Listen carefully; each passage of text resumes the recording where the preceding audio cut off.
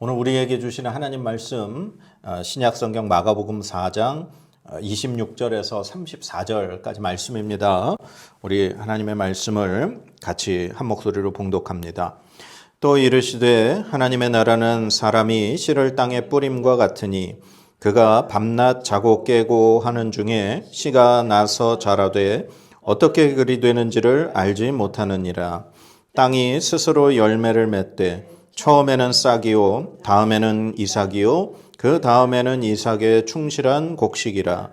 열매가 익으면 곧 낫을 대나니 이는 추수 때가 이르렀음이라. 또 이르시되 우리가 하나님의 나라를 어떻게 비교하며 또 무슨 비유로 나타낼까?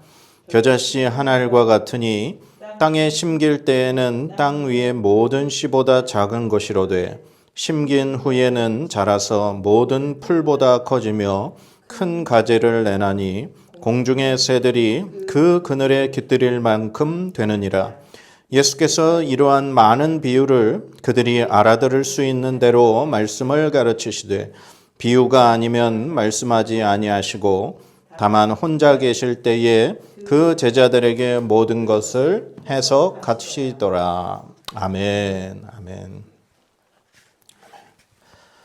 말씀의 자리에 나오신 여러분을 주의 이름으로 환영하고 축복합니다. 하나님은 여러분을 사랑하십니다. 하나님의 은혜와 사랑이 말씀을 통해 여러분과 함께 하시길 소망합니다. 오늘 본문 말씀에는 예수님이 말씀하신 두 가지 비유가 등장합니다. 씨가 자라나는 그 비유와 그 다음에 겨자씨, 우리가 잘 알고 있는 겨자씨의 비유. 예수님이 이렇게 두 가지 비유를 말씀하셨는데 이 두 가지 비유에는 공통점이 하나 있습니다. 그것은 바로 이 두 가지 비유가 모두 하나님의 나라에 관한 비유라는 거예요. 오늘 말씀 26절 말씀에 보면은 또 이르시되 하나님의 나라는 사람이 씨를 땅에 뿌림과 같으니. 아멘. 하나님의 나라는 하고서 비유를 이제 씨 뿌리는 그 말씀을 하신 거고요. 그 다음에 30절 말씀에 보면 또 이르시되 우리가 하나님의 나라를 어떻게 비교하며 또 무슨 비유로 나타낼까. 아멘. 이렇게 하나님에 대해서, 하나님의 나라에 대해서 오늘 이 두 가지 비유를 하신 거예요. 그런데 이 두 가지 비유의 내용들을 보면은 마치 이제 농부가 이제 씨를 뿌리는 그 모습을, 그리고 뿌려진 씨앗이 이렇게 자라나서 열매 맺게 되는 그 모습을 우리가 상상을 하게 됩니다.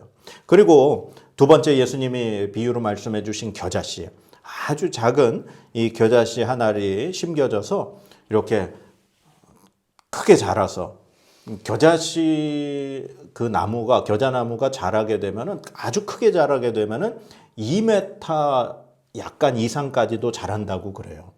겨자 씨앗은 굉장히 정말 작은 씨앗인데 그렇게 자라고 이스라엘 땅에서는 너무나 쉽게 볼 수 있는 나무가 겨자나무입니다. 그러니까 예수님이 이렇게 이스라엘 백성들이 주변에서 쉽게 볼 수 있는 것들을 비유로 들어서 말씀을 하셨어요. 그 말씀의 이유가 33절에 보면은 예수께서 이러한 많은 비유로 그들이 알아들을 수 있는 대로 말씀을 가르치시되. 아멘. 이 말씀이 무슨 의미냐 하면은 바로 주변에 있는 것들을 사용하셔서 비유로 하셨다. 그러니까 이스라엘 백성들이 예수님의 비유를 들으면 주변에서 자기들의 삶 가운데 익숙한 것들로 비유를 들으셨기 때문에 그들에게 정말 쉽게 다가오는 그런 비유로 말씀하셨다라고 하는 그런 의미입니다. 예수님께서 이렇게 오늘 하나님의 나라에 대해서 말씀을 하고 계신데, 우리가 하나님의 나라 하면은 떠오르는 이미지가 무엇인가요? 자, 우리가 하나님의 나라 하면은 가지고 있는 이미지는 하나님의 보좌가 있고 하나님의 보좌 우편에는 예수님이 계시고 그 보좌를 따라 생명수의 강이 흐르고 수많은 그 아름다운 과일들이 열리는, 열매들이 그냥 주렁주렁 열려있는 나무들이 가득하고, 그리고 천사들이 날르면서 하나님을 찬송하고 하나님께 구원받은 백성들이 그렇게 행복하게 고통도 없이 죽음도 없이 영원히 하나님과 함께 사는 천국을 우리가 떠오르게 됩니다. 바로 우리가 가지고 있는 이 하나님의 나라에 대한 어떤 이미지는 그 사도 요한을 통해서 하나님께서 그렇게 보여주신 그 요한계시록에 등장하는 천국의 그런 이미지가 우리가 가지고 있는 하나님의 나라에 대한 그런 이미지죠. 그러면 예수님께서 오늘 이스라엘 백성들에게, 이 제자들을 포함한 많은 사람들에게 하나님의 나라는 하면서 그렇게 말씀을 하고 계셨는데, 이스라엘 백성들이 가지고 있는 하나님의 나라에 대한 이미지는 어떤 것일까요?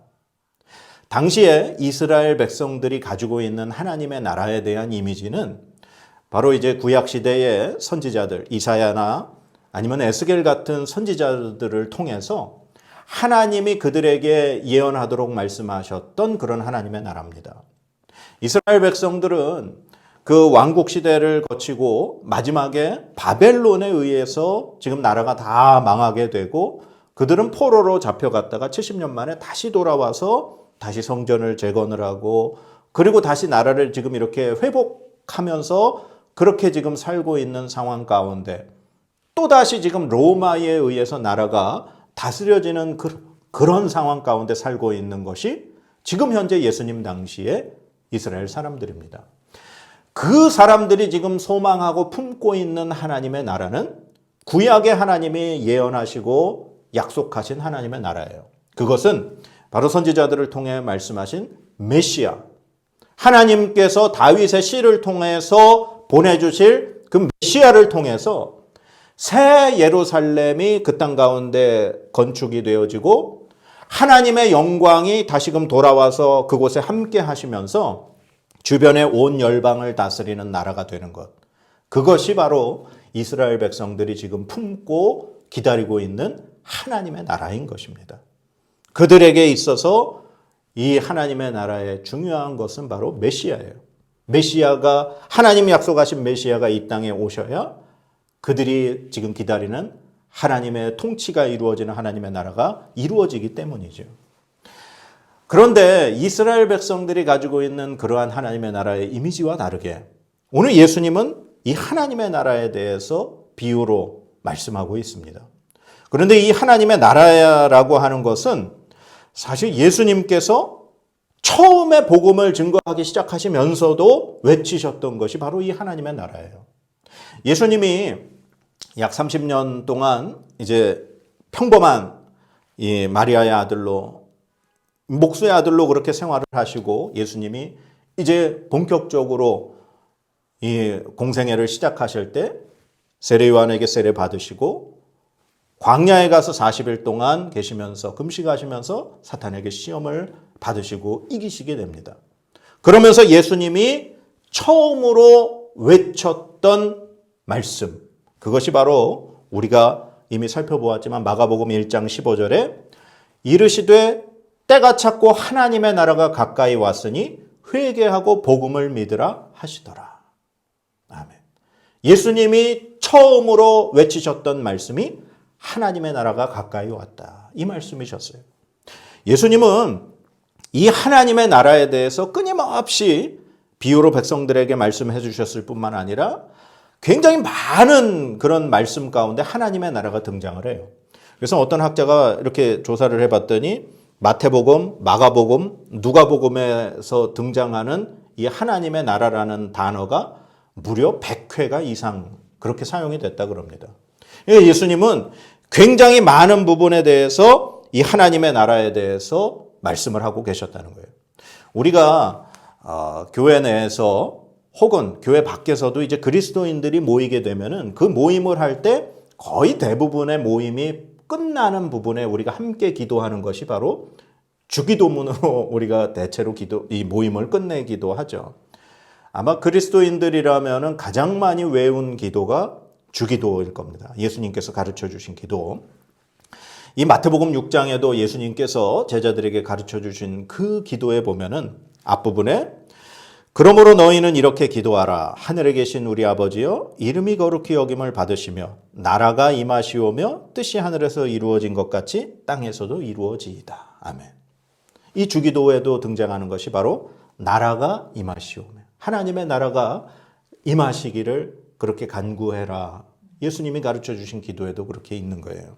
그러면 예수님께서 그렇게 많이 그렇게 강조하시면서 외치셨던 하나님의 나라는 그런 어떤 나라일까?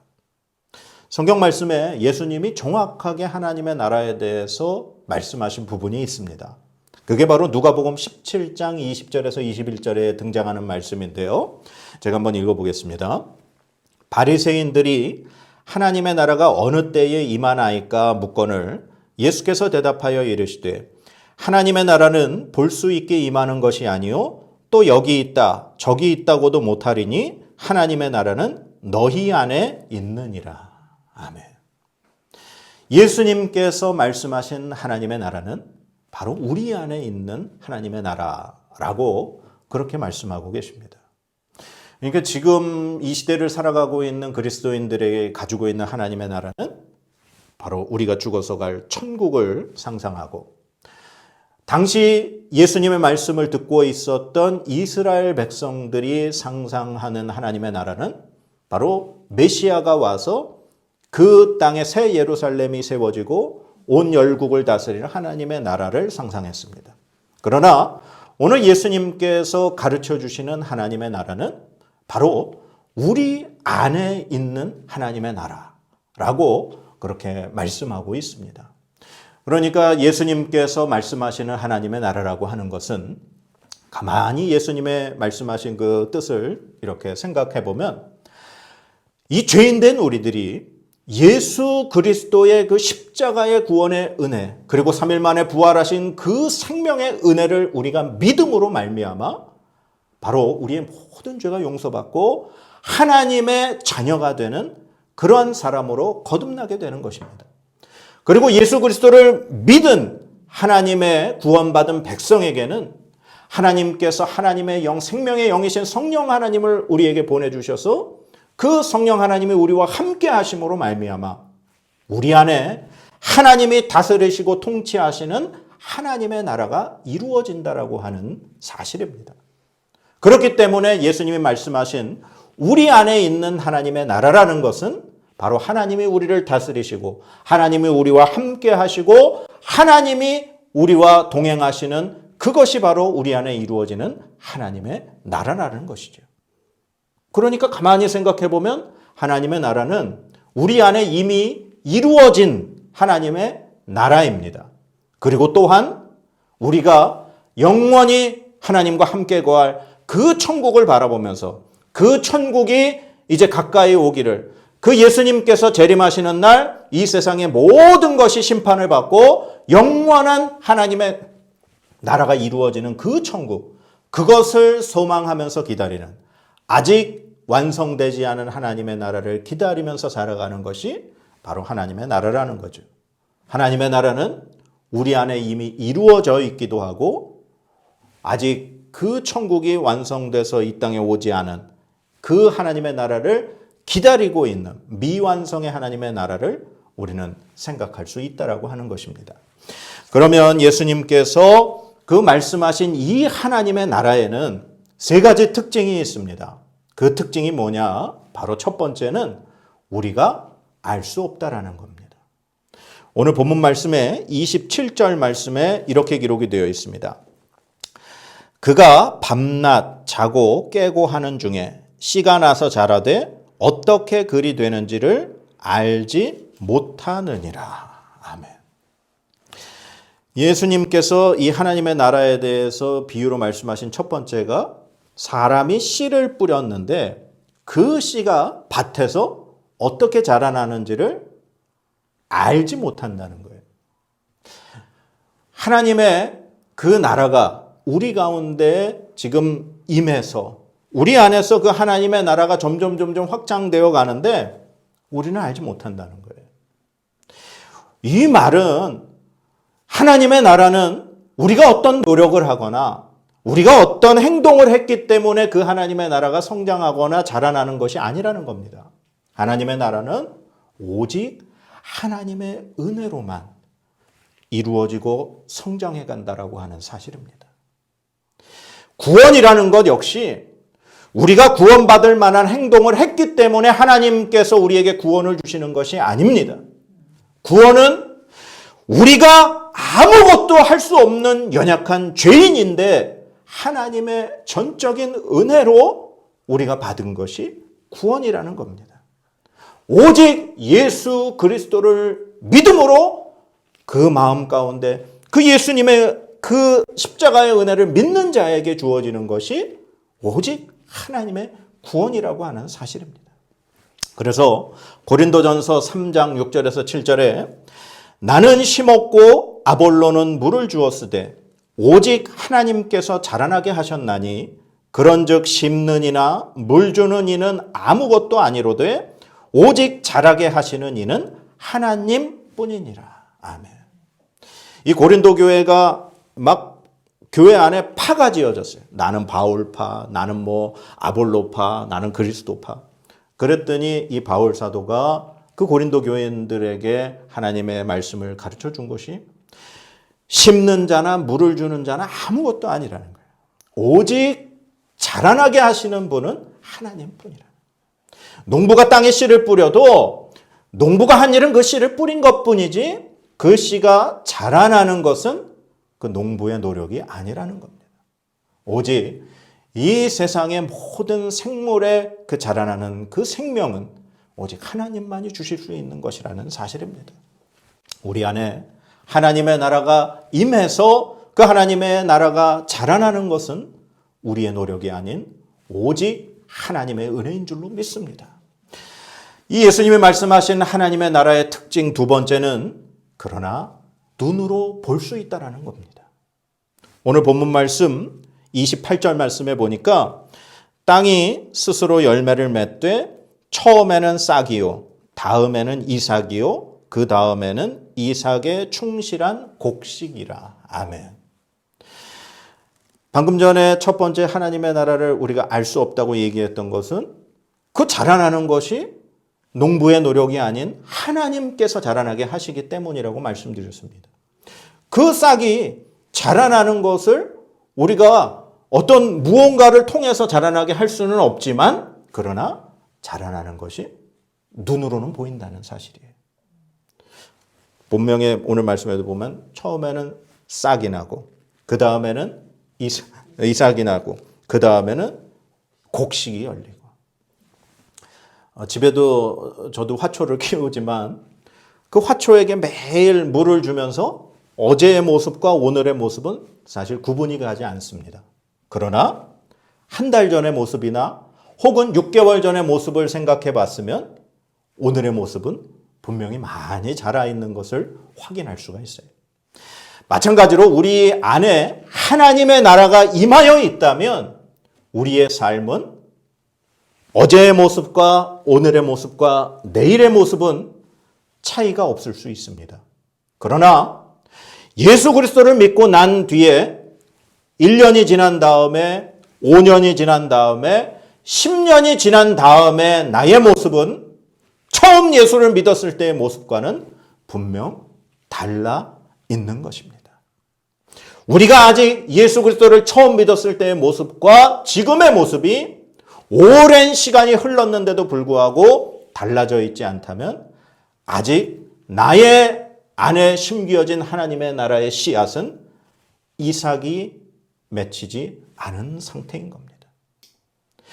예수 그리스도를 믿음으로 말미암아 하나님의 나라가 임하여진 그리스도인들에게는 반드시 눈에 보이는 성장의 모습이 있어야 한다라고 하는 사실입니다. 그래서 종교개혁자였던 깔뱅은 이렇게 이 부분을 표현합니다. 성화, 거룩해지는 삶이라는 것입니다. 예수 그리스도를 믿는 자에게는 반드시 드러나야 하는 것이 바로 하나님을 닮는 거룩한 삶의 모습이 증거되어져야 한다라고 하는 그러한 이야기를 이 깔뱅은 주장했습니다.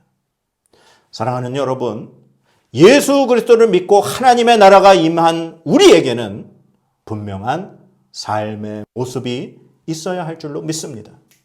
어제의 모습과 오늘의 모습은 우리가 차이가 없을 수 있지만 그러나 오늘의 모습이 1년 뒤의 모습은 분명히 달라져 있어야 하는 것입니다.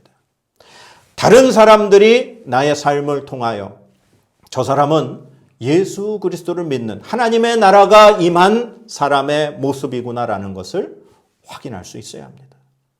그 성화의 모습은 우리가 처음에는 아주 작은 그런 변화가 있는 것 같지만 그러나 하나님 나라를 가는 그 순간까지 우리의 모습은 계속해서 꾸준히 거룩한 삶, 예수님을 닮아가는 삶, 거룩한 하나님의 그 삶을 우리 가운데 이루어져 가면서 그렇게 살아야 하는 줄로 믿습니다. 마지막 세 번째로 하나님 나라의 특징은 하나님 나라는 우리가 상상하는 것 그 이상이라는 사실입니다. 오늘 말씀 31절에서 32절 말씀 보겠습니다. 겨자씨 한 알과 같으니 땅에 심길 때에는 땅 위의 모든 씨보다 작은 것이로되 심긴 후에는 자라서 모든 풀보다 커지며 큰 가지를 내나니 공중의 새들이 그 그늘에 깃들일 만큼 되느니라. 아멘. 이 겨자씨는 보신 분들도 계시겠지만 굉장히 정말 작은 씨앗입니다. 이 작은 씨앗으로만 보면은 절대로 이 씨에서 그렇게 큰 겨자나무가 자라리라고는 상상을 할 수 없습니다. 그런데 아주 작은 겨자씨임에도 불구하고 그 안에 생명이 있으니까 그 생명을 가지고 있는 겨자씨가 자라서 성장하게 되면 감히 상상할 수 없는 그 정도의 크기까지 이렇게 성장하게 된다는 거죠. 하나님의 나라는 우리가 상상하는, 우리가 생각하는 인간이 가지고 있는 지식이나 한계에 의해서 가지고 있는 그 이상의 나라가 바로 하나님의 나라라는 것입니다. 너무나도 많은 사이비나 이단의 종교 지도자들이 그리고 그 사이비 이단에 유혹되어 넘어진 그 많은 사람들이 기다리는 그걸 보면 이 요한계시록에 등장하는 14만 4천 명이라고 하는 그 숫자에 그냥 그들은 얽매여 있습니다. 그래서 하나님의 나라, 어떤 천국에 들어가려면 그 들어갈 수 있는 사람들의 숫자가 정해져 있다는 거예요. 14만 4천 명이 됐건 아니면 다른 어떤 사이비 종교 지도자들이 주장하는 어떤 숫자가 됐건 그 숫자 외에는 구원받지 못한다는 거예요. 그래서 자기들이 그 구원받은 숫자에 들어가기 위해서 노력을 해야 되고 열심을 내야 되고 더 많은 헌금을 해야 되고 이런 것으로 사람들을 유혹하고 현혹하고 있습니다. 온 우주 만물을 창조하신 하나님이 14만 4천 명만 구원할 그런 능력밖에 없는 하나님입니까? 왜 하나님을 제한하고 한계가 있는 하나님으로 믿는지 그리고 그걸 얘기하는 사람들의 말을 믿는지 이해를 할 수가 없습니다. 하나님은 온 우주 만물을 창조하신 말씀으로 창조하신 하나님이십니다. 그 하나님이 거하시고 하나님이 만드신 하나님의 나라는 온 인류가 예수 그리스도를 믿고 예수 그리스도를 믿음으로 구원받은 전 세대의 하나님의 백성들이 능히 거하고도 남음이 있는 우리가 상상할 수 없는 하나님의 나라인 줄 믿습니다. 하나님의 나라는 우리가 상상할 수 없는 나라입니다. 우리가 가지고 있는 생각, 우리가 가지고 있는 지식, 우리가 가지고 있는 어떠한 크기에 갇혀서 그 하나님의 나라를 상상하지만 하나님은 우리의 상상을 뛰어넘으시는 하나님이신 줄로 믿습니다. 사랑하는 여러분, 하나님의 나라는 이미 예수 그리스도를 믿음으로 우리 안에 이루어진 나라입니다. 그리고 하나님의 나라는 예수 그리스도께서 이 땅 가운데 영광의 왕으로 심판자로 재림하실 때 완성될 하나님의 나라입니다. 하나님의 나라는 이미 우리 안에 이루어져 있고 또한 우리가 그 하나님의 나라가 이 땅 가운데 완전히 임하길 위하여서 기다리는 나라입니다. 하나님의 나라는 우리가 감히 생각할 수도 없는 나라이고 하나님의 나라는 우리가 감히 형언할 수도 없는 나라입니다. 예수님께서는 그 예수 그리스도의 그 십자가의 은혜로 말미암아 우리가 하나님의 자녀가 되는 은혜를 주셨습니다. 그래서 하나님께서 우리 가운데 죄인된 우리 가운데 함께 임하시고 거하심으로 말미암아 우리 안에 하나님의 나라를 이루어 주셨습니다. 그래서 예수 그리스도의 은혜로 구원받은 하나님의 백성된 우리들은 하나님의 자녀가 된 우리들은 거룩한 삶으로 나아가야 하는 줄로 믿습니다.